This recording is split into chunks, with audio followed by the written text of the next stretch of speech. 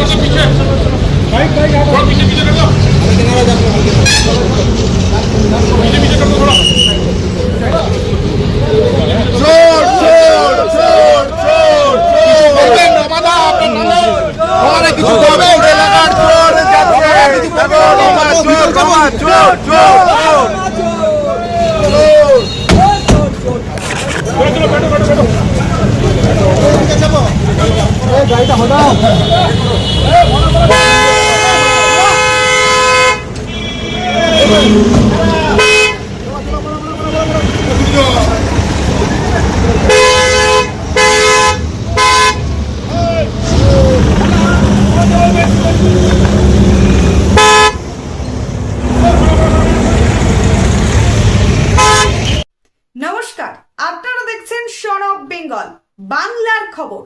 Son of বেঙ্গলের মাধ্যমে প্রত্যেকটা খবর সবার আগে আপনাদের কাছে পৌঁছে দিই আমরা।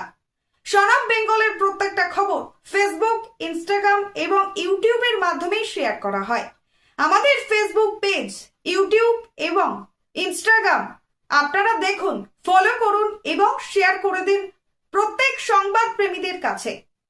আমাদের ফেসবুক পেজে যান, সেখানে গেলে দেখতে পাবেন রাজনীতি, খেলার খবর এবং বিনোদন জগতের সমস্ত আপডেট সহ লোকাল খবরের খুঁটিনাটি উপলব্ধ। তাই সঙ্গে থাকুন, দেখতে থাকুন সন অফ বেঙ্গল, বাংলার খবর।